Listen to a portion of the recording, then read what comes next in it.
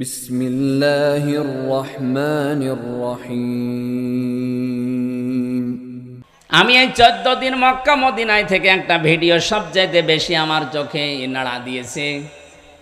বাংলাদেশের একটা জেলায় 6 জন ছেলে মেয়ে, লোকটার 4টা ছেলে 2টা মেয়ে। এই 6 ভাই বোন মিলে লোকটার জমি জায়গা নিজেদের নামে লিখে লোকটাকে রাস্তায় ছেড়ে দিয়েছে। যা, অথচ লোকটার বয়স এখন 95 বছর। সে বলে আপনি শেষ করে দিলেন। শুধু দোষ ওই 6 ছেলে মেয়ের, ওই মুরব্বীর দোষ নেই। ও 6টা ছেলে মেয়ে তো জানেই না যে মা বাবা কি জিনিস, কারণ ওদেরকে ওই শিক্ষা কোনোদিন ওই মা বাবা দেয়নি। আমি এই 14 দিন মক্কা মদিনায় থেকে একটা ভিডিও সবচাইতে বেশি আমার চোখে নাড়া দিয়েছে। বাংলাদেশের একটা জেলায় 6 জন ছেলে মেয়ে, লোকটার 4টা ছেলে 2টা মেয়ে। এই 6 ভাই বোন মিলে লোকটার জমি জায়গা নিজেদের নামে লিখে লোকটাকে রাস্তায় ছেড়ে দিয়েছে। যা, অথচ লোকটার বয়স এখন 95 বছর। সে বলে আপনি শেষ করে দিলেন। শুধু দোষ ওই 6 ছেলে মেয়ের, ওই মুরব্বীর দোষ নেই। ও 6টা ছেলে মেয়ে তো জানেই না যে মা বাবা কি জিনিস, কারণ ওদেরকে ওই শিক্ষা কোনোদিন ওই মা বাবা দেয়নি।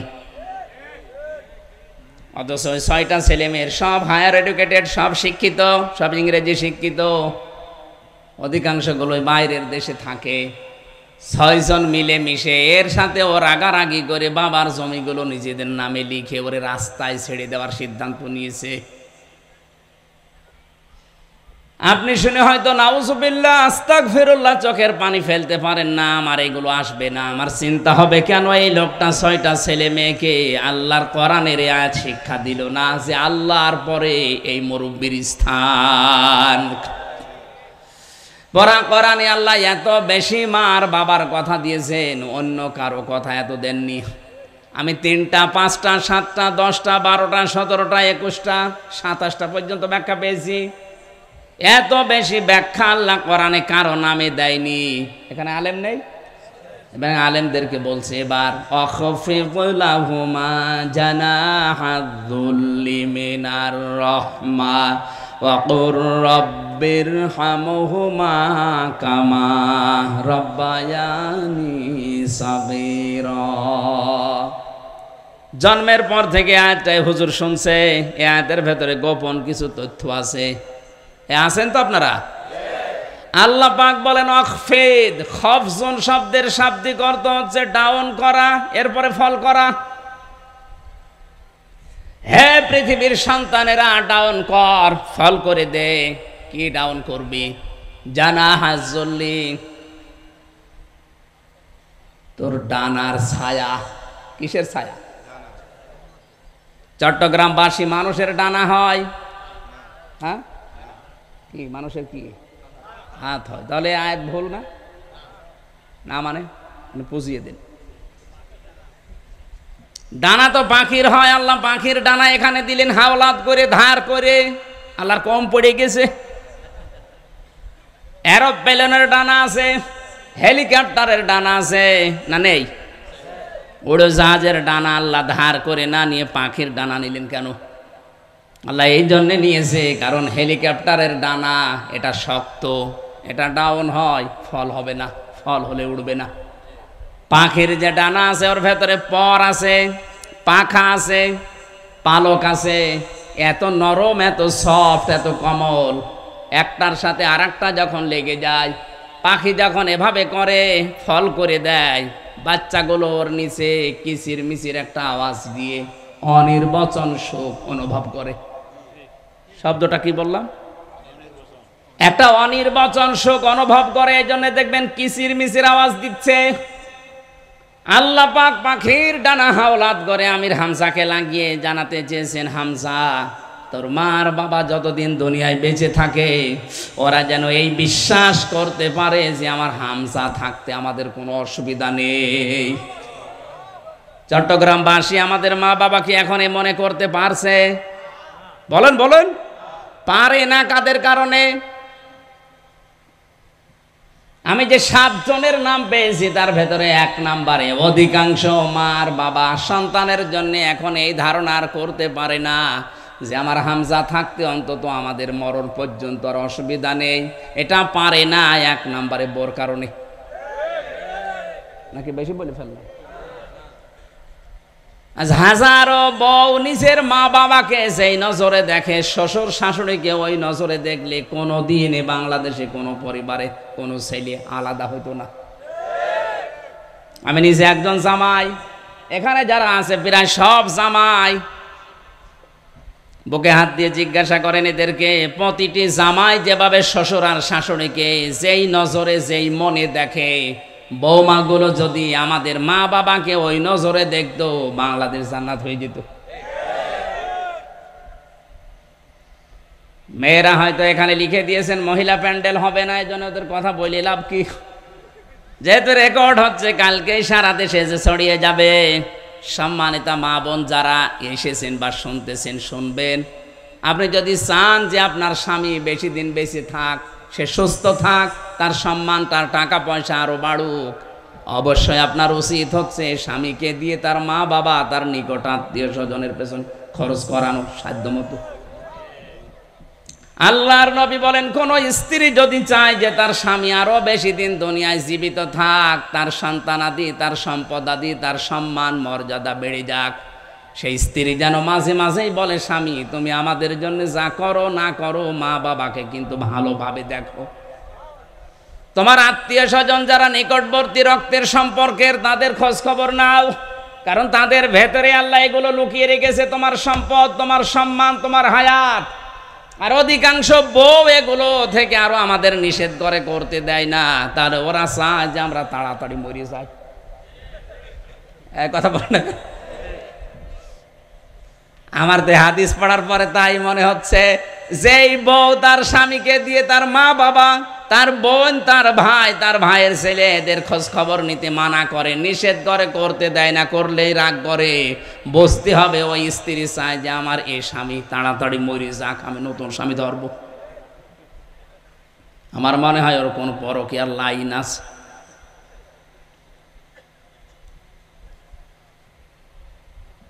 লোকটা বলে, রব্বুল আলামিন তুমি জানো ওই ময়দানে আমার স্ত্রী কাঁদছিল ক্ষুধার যন্ত্রণায়, আমার সন্তান 2টা কাঁদছিল, তাদের মুখের দিকে আমি এই গরু, এই ছাগল বা এই উটের দুধগুলো দহন করে দেইনি।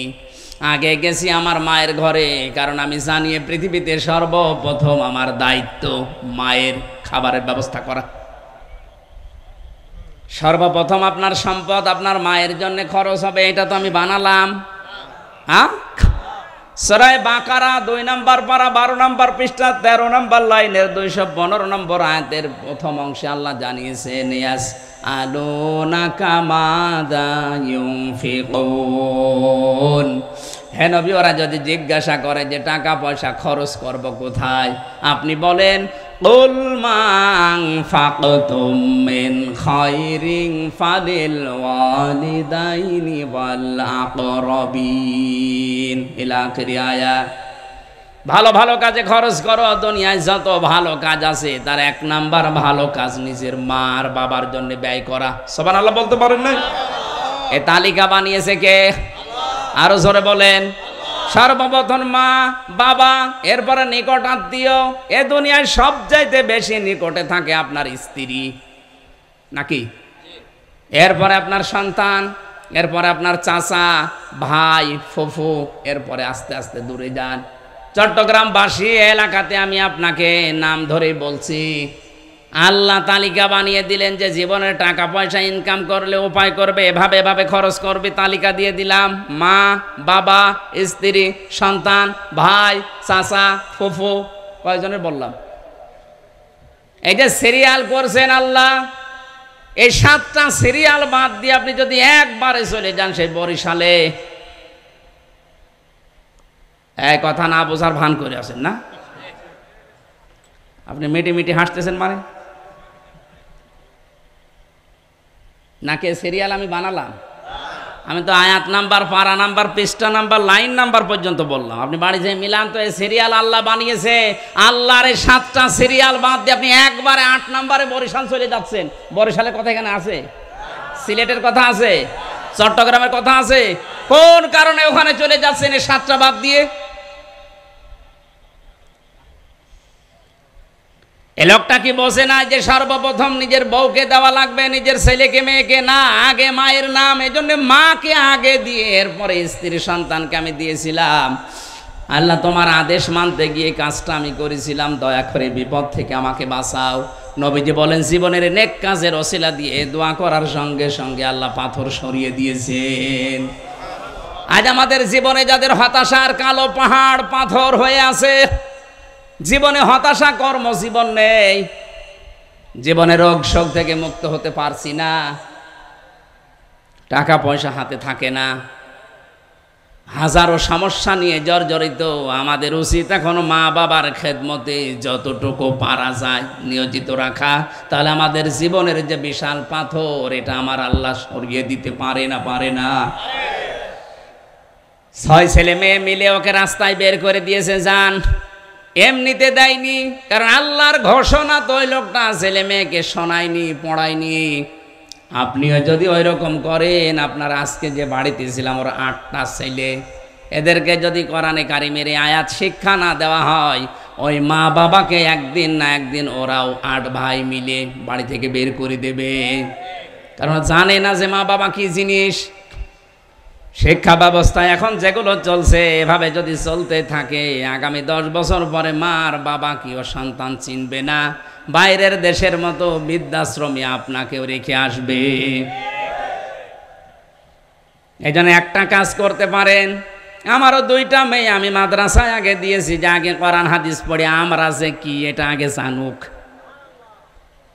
আমার মেয়েকে আমি ডাক্তার বানাবো নিয়ত করেছি, ডাক্তার বানানো নিষেধ না, কিন্তু কোরআনে কারিম আগে শিক্ষা দিয়ে ওর ভেতরে বীজ তৈরি করে দেয় যে আমি যে কি, আল্লাহর পরে যে আমার স্থান, কোনোদিন যেন আমার মর্যাদাও ভুলে না যায়, এটা আগে জানুক। ও ডাক্তার হোক, ইঞ্জিনিয়ার হোক, বৈজ্ঞানিক হোক, কোনো অসুবিধা নেই। ওই লোকটার 6টা ছেলে মেয়ে তো বড় বড় জায়গায় আছে, কিন্তু কোরআনের আয়াতগুলো তাকে শিক্ষা না দিয়ে এখন লোকটায় 95 বছর বয়সে আশ্রয় হয়েছে কোথায়?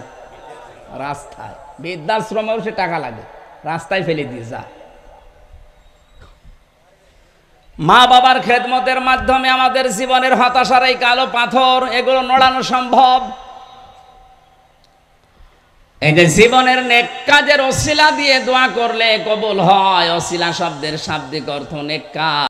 তাফসীর করতে গিয়ে অনেকেই ওসিলা শব্দকে নেক কাজ না দিয়ে, নবীর সম্মান না দিয়ে নিয়ে যাচ্ছে পীর সাহেবের দিকে।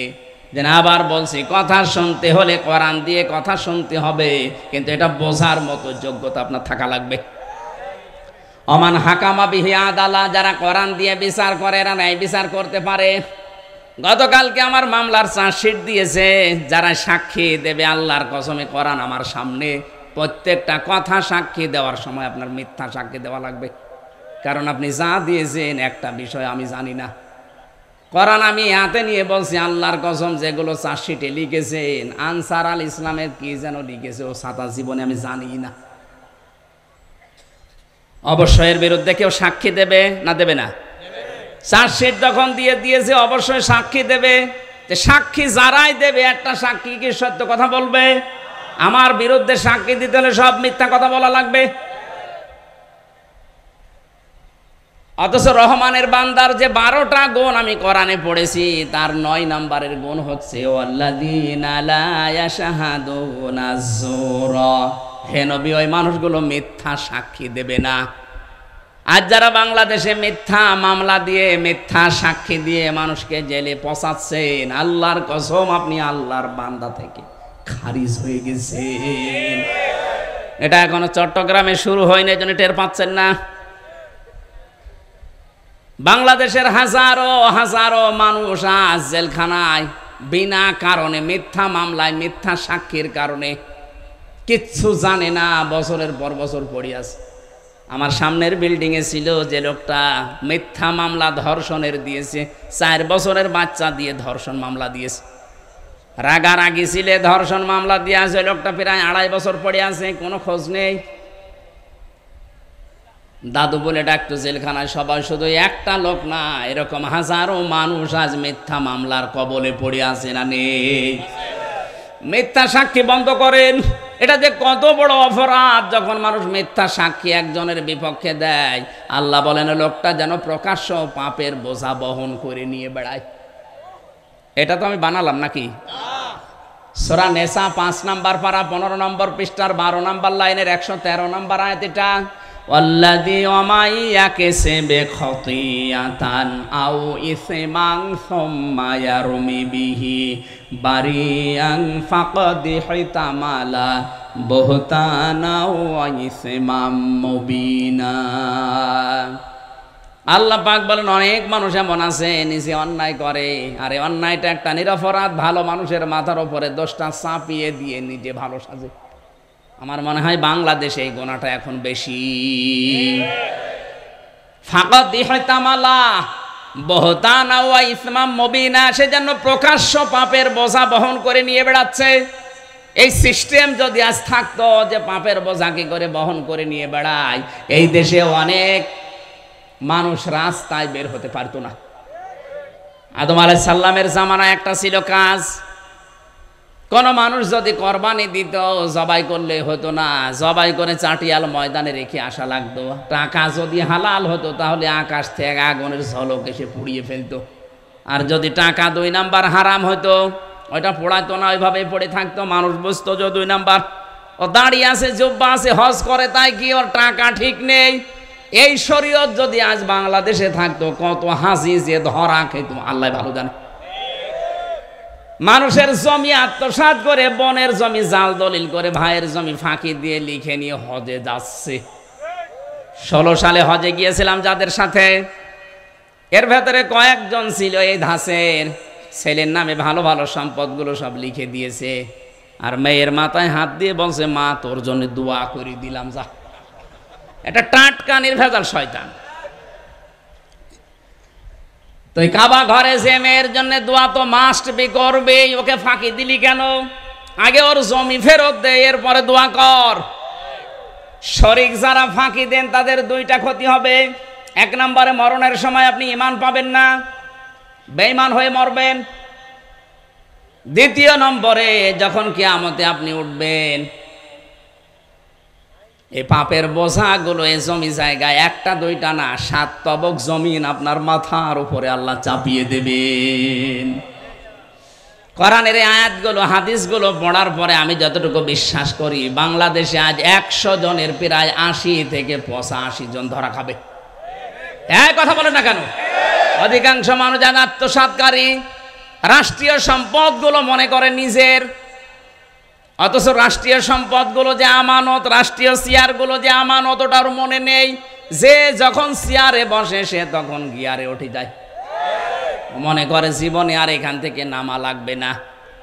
নিচে যারা থাকে তাদের উপরে এত অবিচার অত্যাচার করে, আমার মনে হয় চেয়ারের পায়া খুলে পড়ে দেওয়ার কথা। চেয়ারে বসার পরে কোনো মানুষ যদি নিচের অধীনস্থ লোকদের উপর অত্যাচার করে, জুলুম করে, বিনা কারণে তাদেরকে ট্রান্সফার করে দেয়, তার চাকরির উপরে হুমকি দেয়, এই চেয়ারের পায়া কাঁপতে থাকে। আল্লাহর আরশ পর্যন্ত কাঁপা আরম্ভ করো জুলুম হলে। আদম আলাইহিস সালামের জামানার যে শরীয়ত, আমাদের দেশে যদি ওই শরীয়ত এখন নাজিল হতো, বলেন তো এ দেশে অনেকেই ঘর থেকে বের হতে পারতো? মিথ্যা সাক্ষী দিয়ে আমাকে 3টা বছর আপনি অন্ধকারে রাখলেন, আপনিও তো বের হতে পারতেন না। আমরা মামলার আয়ু থেকে শুরু করে যারাই সংশ্লিষ্ট, আল্লাহর কসম একজনও কিয়ামতে মাপ পাবে না যতক্ষণ আমি মাপ না করব। এখন যদি বলেন আপনি আল্লাহর উপরে না, আল্লাহর উপরে না, আল্লাহ আমাকে জানিয়েছে যে জুলুম তো আল্লাহর উপরে হয়নি, হয়েছে কার উপরে? আমি যতক্ষণ মাপ না করব ততক্ষণ এই 3টা বছর যদি ফেরত না দেন আপনি কিয়ামতে মাপ পাবেন না। শুধু আমি একা নাকি? বলেন না কেন? আজ হাজার হাজার মানুষ এই মিথ্যা সাক্ষীর কারণে জীবনটা তছনছ হয়ে গেল তাদের। আরে ভাই, একটা মানুষ যদি 10 বছর জেলে থাকে, ওর বউ, ওর স্ত্রী, সন্তান, ওর ছেলে মেয়ে বলেন ঠিক থাকবে? এমনি নষ্ট হয়ে যাবে। আপনি কি করছেন আপনি টের পাচ্ছেন? থামেন, আপনি এখনো থামেন। মিথ্যা মামলা দেওয়া, মিথ্যা সাক্ষী দেওয়া বন্ধ করেন নাই তো আপনি আল্লাহর মামলার আসামি। ইন্নামাস সাবিলু আলাল্লাযীনা ইয়াযলিমুনান নাস ইলা আখিরি আয়াত। সূরা শূরা 25 নম্বর পারা 6 নম্বর পৃষ্ঠার 9 নম্বর লাইনের এটা 42 নম্বর আয়াতে আছে। আল্লাহ তাআলা বলেন অনেক মানুষ এমন আছে কিয়ামতে আমি আল্লাহ নিজে তাদের বিরুদ্ধে মামলা দেব। আমি আল্লাহর মামলার আসামি তারা যারা মানুষ হয়ে মানুষের উপরে জুলুম করছে। এই আয়াত পড়ার পরে আমার সবচাইতে বেশি ভয় হয় বাংলাদেশে আজ হাজার হাজার মানুষ আল্লাহর মামলার আসামি।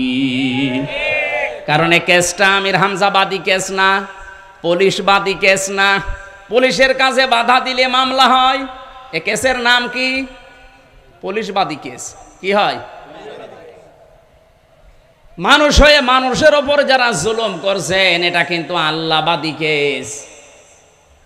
না জানি আপনি এখন আল্লাহর মামলার আসামি হয়ে মারা যাচ্ছেন কিনা। যতই হজ করেন, যতই তাহাজ্জুদ পড়েন, না হবে না। আপনি তো যার তার মামলার আসামি হয়ে গেছেন। আপনি আল্লাহর মামলার আসামি, যিনি বিচার করবেন তিনি বাদী। আপনি নিজেই বলেন আপনি এখন যাবেন কোথায়?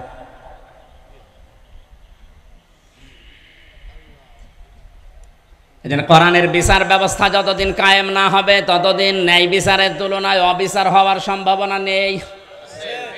আমানা আমিলা বিহি উজিরা, যারা কোরআন দিয়ে আমল করবে এই মানুষগুলোর পুরস্কার আল্লাহ নিজে দান করবে।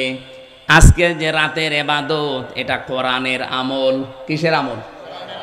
আল্লাহ রাব্বুল আলামিন সবে কদর নামে যে শব্দটা কোরআনে কারিমে দিয়েছেন এরকম 500 আয়াত কোরআনে আছে। কোরআনের আমল এগুলো, তার ভেতরে আজকের এটা। আল্লাহ পাক বলেন ইন্না আনজালনাহু ফি লাইলাতিল কদরি ওয়া মা আদরাকা মা লাইলাতুল কদরি। অবশ্যই আমার এই কোরআনে কারিমকে আমি আল্লাহ নাজিল করেছি কদরের রাতে। মাওলানা আব্দুল্লাহ আলামিন ভাই বলছিলেন না আজকের রাতও সেই কদর হতে পারে। লাউহে মাহফুজ থেকে আজকের এই রাতেই মহান আল্লাহ 30 পারা কোরআন একবারে প্রথম আসমানে নাজিল করে দেন। দীর্ঘ 23 বছরে নবীর জীবনে আস্তে আস্তে করে আমাদের কাছে এসে পৌঁছিয়েছে। এত মর্যাদা, এত দাম হয়ে গেছে রাতটার। আমরা অনেকে এখানে জানি লাইলাতুল কদরি খায়রুম মিন আলফি শাহর। এটার অর্থ কি? না না, এখানে কি আলফুন ওয়াহিদুন আছে? কোনদিন তো একবারের জন্য সে জন্মের পর থেকে সূরা কদর পড়ছেন, চিন্তা করেছেন আল্লাহ আলফুন ওয়াহিদুন যদি দিতেন তাহলে 1000 বছর হইতো। আলফুন ওয়াহিদুন আছে, আলফুন শাহরুন আছে। এটা 1000 বছর না, 84 বছর 4 মাস না, এটা হাজার হাজার বছর। কত এটা আল্লাহ ছাড়া কেউ জানে না। এটা তাফসিরে ইবনে কাসিরে আছে। আল্লাহ আলফুন ওয়াহিদুন দিলে 1000 বছর হয়তো, আলফুন শাহরুন দিয়েছেন এটা 1000 বছর না, হাজার হাজার বছরের চাইতে আল্লাহর কাছে উত্তম আজকের এই রাতটা এটা হয়ে যেতে পারে। এই রাতকে অন্যতম নাম দিয়েছেন আল্লাহ নিজে লাইলাতুল কদর। আর একটা নাম আছে লাইলাতুল মুবারাকা। ইন্না আনজালনাহু ফি লাইলাতিন মুবারাকাতিন ইন্না কুন্না মুনজিরিন। অবশ্যই কোরআনে কারিমকে বরকতময় রাতে আমি আল্লাহ নাজিল করেছি। অবশ্যই আমি আল্লাহ নিজে সতর্ককারী। ইন্না কুন্না মুনজিরিন, সতর্ককারী কে? এই কোরআনে আল্লাহর সতর্ক বাণী আছে 500। কত বলেন বলেন? এই 500 সতর্ক বাণী আজকে আমরা যদি শুনতে পারতাম, প্র্যাকটিক্যাল লাইফে যদি সতর্ক হতে পারতাম, এ সবে কদর বছরে বছরে আসা লাগতো না। এক সবে কদরে আমাদের জান্নাত বানিয়ে দিত। বছরে বছরে আসতেছে সবে কদর, চলে যায়, আমার কোনো উপকার হয় না। কারণ যে সতর্ক বাণীগুলো আল্লাহ এই মাসে এই রাতে আমাদের করতে চান, আমরা ওগুলো হতে পারি না। ফিহা ইফরাকু কুল্লু আমরিন হাকিম, গুরুত্বপূর্ণ কিছু সিদ্ধান্ত আল্লাহ এই রাতে তিনি নেবেন। তানাজ্জালুল মালাইকাতু ওয়ার রূহু ফিহা বিইذনি রাব্বিহিম মিন কুল্লি আমরিন সালাম। এ রাতে ফেরেশতা নাজিল হবে। এই যে আর কিছুক্ষণ পরে, মাত্র 35 মিনিট পরে শুরু হয়ে যাবে আল্লাহর ফেরেশতা আসা। যারা এক বচন আল্লাহ না দিয়ে মালাইকা বহু বচন দিয়েছেন, যারা ইবাদত করবে তাদের কাছে ফেরেশতারা যাবে। এখানে ভুল ধারণা আছে একটা। এখানে যারা আছে বসে আমরা সবাই জানি ইবাদত মানে এই রাতে কি করবেন, বসে বসে জিকির করবেন, কোরআন শরীফ পড়বেন, নামাজ পড়বেন, নাকি? হ্যাঁ, এটা ইবাদত। ইবাদত এটা একটা ব্যাপক অর্থবোধক শব্দ। পৃথিবীর যত নবীকে আল্লাহ পাঠিয়েছেন তাদের জাতির কাছে দুইটা শর্ত দিয়েছিলেন, আনি ইবাদুল্লাহ ওয়াজতানিবুত তাগুত। প্রতিটি নবী যার জাতির কাছে বলেছে আল্লাহর ইবাদত করো আর তাগুত ছেড়ে দাও। তাহলে ইবাদত এটা শুধু সুবহানাল্লাহ আলহামদুলিল্লাহ নামাজ পড়া কোরআন পড়া না, এটা অন্য জিনিস। এক কথা বুঝতেছেন?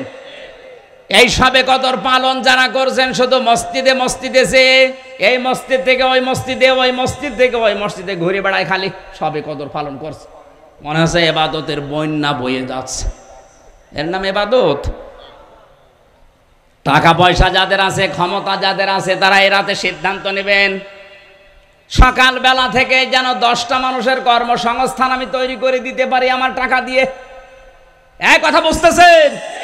এটা ইবাদত। টাকা ব্যাংকে অনেকের ছাতা পড়ে যাচ্ছে, অথচ তার নিজের আপন বোনের ছেলে ছিনতাই করে বেড়ায়, মাস্তানি করে বেড়ায়, চাঁদাবাজি করে বেড়ায়, ডাইল খেয়ে বেড়াচ্ছে। ওর জীবন হতাশায় ক্ষতিগ্রস্ত হয়ে গেছে। এমনি না, আপনি ব্যাংকের টাকা তুলে একটা কর্মসংস্থান তৈরি করতে পারেন না? একটা ওয়ার্কশপ তৈরি করেন, একটা ফ্যাক্টরি বানান। আপনাকে আমি দান করতে বলছি না, অন্তত 50টা মানুষের কর্মসংস্থান তৈরি করে দেন। ওখান থেকে ওরা কাজ করে নিজের সংসার চালাতে পারবে, আর আপনার টাকায় টাকা বাড়বে। আল্লাহর আরশ আপনার উপরে সবে কদরে খুশি হয়ে যাবে। তাহলে সবে কদরের ইবাদত আসল কোনটা আমি হয়তো বোঝাতে পেরেছি। আমি এটা বানালাম কোরআনে কারিমে। আমি আসার পরে আয়াতটা আমার চোখে পড়েছে, যে কে যেন একটা কাগজ দিল, এর ভেতরে আয়াতটা আছে। আল্লাহ পাক বলেন, কুনতুম খায়রা উম্মাতিন উখরিজাত লিন-নাস। তোমরা এই পৃথিবীর শ্রেষ্ঠ জাতি, তোমাদের শ্রেষ্ঠত্বের কারণেই যে তোমাদেরকে আমি আল্লাহ মানুষের কল্যাণের জন্য বের করেছি। সুতরাং আপনার দ্বারা সবে কদরের রাতে 10টা মানুষের 20টা মানুষের যদি উপকার না হয়, তার কর্মজীবন তৈরি না হয়, আপনি আর কুকুর সমান। আমি আমার এই ছোট্ট জায়গা থেকে যদি 20টা মানুষের কর্মসংস্থান তৈরি করতে পারি, কোটি কোটি টাকা যাদের ব্যাংকে ছাতা পড়ে যাচ্ছে, ও জানেও না কত টাকা আছে, কি করা দরকার তাদের ইবাদত হিসেবে বলেন? বাংলাদেশে আজ যারা প্রত্যেকেই যদি সবে বরাতে সবে কদরে এই ইবাদত করতে পারতাম, এই দেশের টাকা বেগম পাড়া বানানো সম্ভব হতো না। ফেরেশতারা এসে আপনার সাথে হাত মিলাবে এমনি না, কোন ইবাদতে? রাষ্ট্রের টাকাগুলো বেগম পাড়া বানিয়েছে, আরো বসে বসে সুবহানাল্লাহ আলহামদুলিল্লাহ পড়ে দোয়া করছে, আল্লাহ আমাকে মাফ করে দেন। তোমার মাফ এমনি হবে? ফেরেশতারা ওই লোকটার সাথে হাত মেলাবে, মুসাফা করবে, দোয়া করবে, কপালে চুম্বন করবে, যেই লোকটা এই দুনিয়াতে মানুষের উপকারের জন্য আজকের রাতে সিদ্ধান্ত নেবে।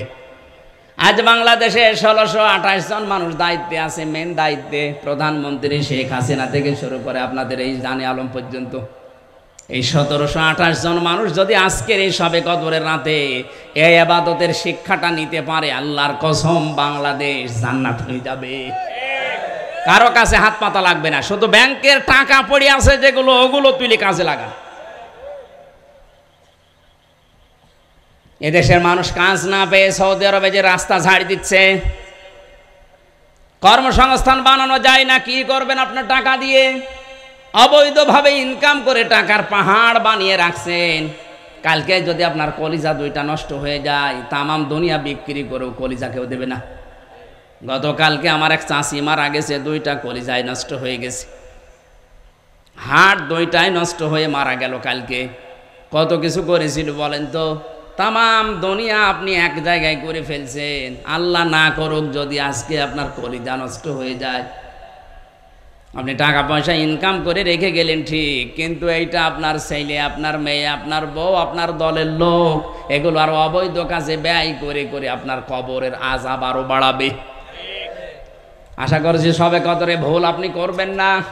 মান কামা ফি লাইলাতুল কদরি, আল্লাহর নবী বলেন যে ব্যক্তি লাইলাতুল কদরে দাঁড়িয়ে থাকে।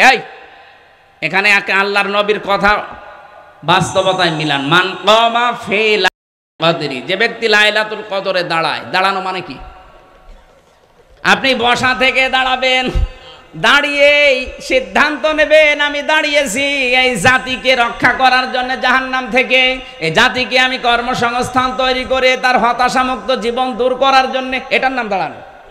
খালি দাঁড়িয়ে দাঁড়িয়ে আল্লাহু আকবার বলে তেলাওয়াত করে যাচ্ছেন, এটার জন্য লাইলাতুল কদর আসে নাই।